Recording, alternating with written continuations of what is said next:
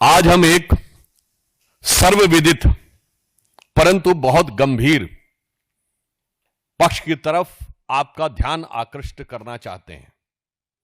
सर्वविदित तथ्य यह है कि श्री राहुल गांधी जी यदा कदा विदेश यात्रा करते हैं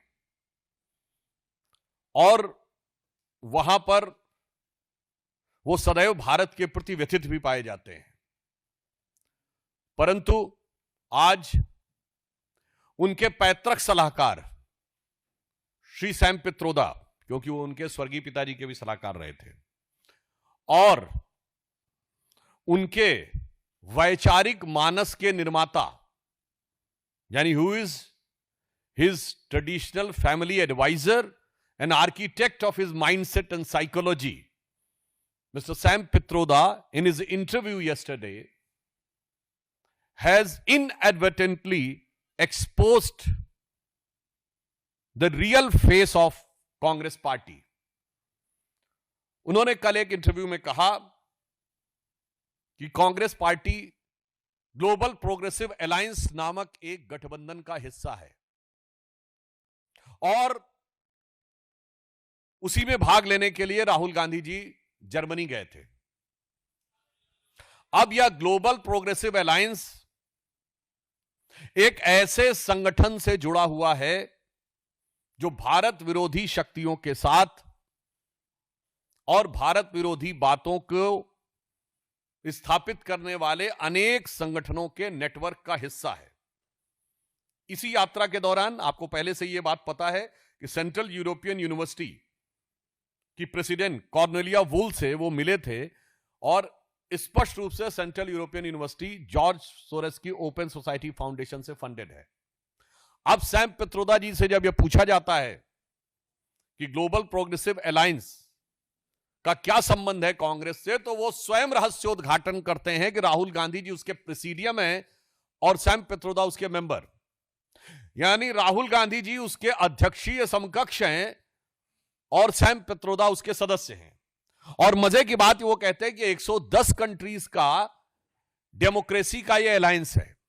मैं सैम पित्रोदा जी और कांग्रेस के तमाम वरिष्ठ लोगों से पूछना चाहता हूं, भाई साहब 110 कंट्री दुनिया में हैं कौन से जिनमें स्थायी लोकतंत्र है? मैं पूछना चाहता हूं।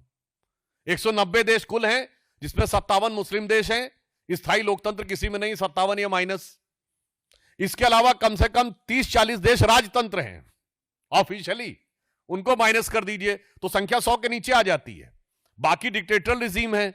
तो वेस्टर्न वर्ल्ड को छोड़कर ईस्ट में अगर आप देखें तो ऑस्ट्रेलिया, न्यूजीलैंड, जापान और भारत के अलावा कोई स्थायी लोकतंत्र नहीं है। तो पहले यह दिखाई पड़ता है कि लोकतंत्र के आवरण में यह कौन से देशों का समूह है जो लोकतंत्र के नाम के ऊपर वास्तविक लोकतंत्र के आधार भारत के ऊपर आघात करता हुआ दिखाई पड़ता है।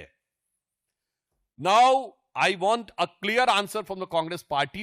Which are these 110 countries which you yourself says that there is a democratic alliance of 110 democratic countries? Because there are around 57 Muslim countries in which there is no vibrant, consistent democracy.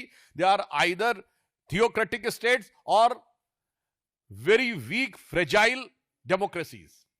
Around 30-40 states still which are monarchies. There are significant number of countries which are dictatorial regime. So which are these countries which in the disguise of democratic countries try to damage the cradle of democracy in the world, that is India? Because there are only 33-34% population which is under democracy in the world, out of which 17% are we. Other than the Western world, in East only India, New Zealand, Australia and Japan are the consistent, strong, vibrant democracies.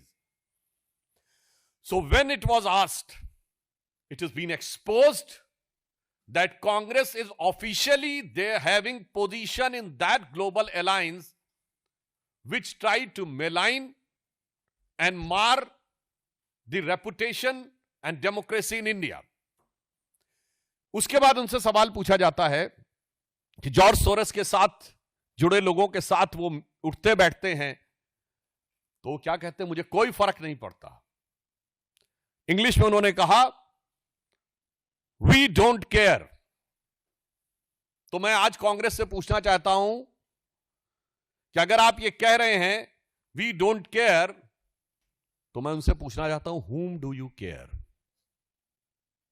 फिर मैं कह रहा हूं, आपने कहा मुझे किसकी परवाह नहीं, तो आज हम कांग्रेस से पूछना चाहते हैं आपको किसकी परवाह है, जो बाध्य करता है कि आप संसद के सत्र के दौरान जाते हैं, वहां पर किसकी परवाह है, किसका दबाव है और किसके हुक्म का पालन करने के लिए आप विदेश जाते हैं, चलते संसद सत्र के दौरान और भारत विरोधी शक्तियों के साथ मंच साझा करते हैं। इससे एक बात बहुत स्पष्ट हो गई है कि कांग्रेस पार्टी अब सैम पित्रोदा के यह कहने के बाद, मैं कांग्रेस पार्टी से पूछना चाहता हूं, भारतीय जनता पार्टी कांग्रेस पार्टी से पूछना चाहती है, क्या आप भारत विरोधी वैश्विक दुरभिसंधि के सदस्य बन गए हैं?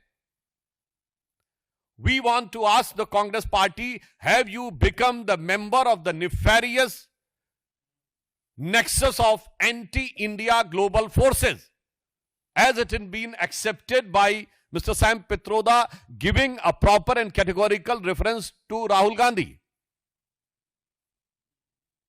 और अब ऐसा प्रतीत होता है कि भारत विरोधी इस वैश्विक दुरभिसंधि के राहुल गांधी जी भारतीय राजनीति में स्थायी प्रवक्ता हो गए हैं। जैसे संयुक्त राष्ट्र संघ में स्थायी प्रतिनिधि होते हैं, वैसे राहुल गांधी जी भारत विरोधी वैश्विक शक्तियों के गठजोड़ के भारत की राजनीति में स्थायी प्रतिनिधि हो गए हैं।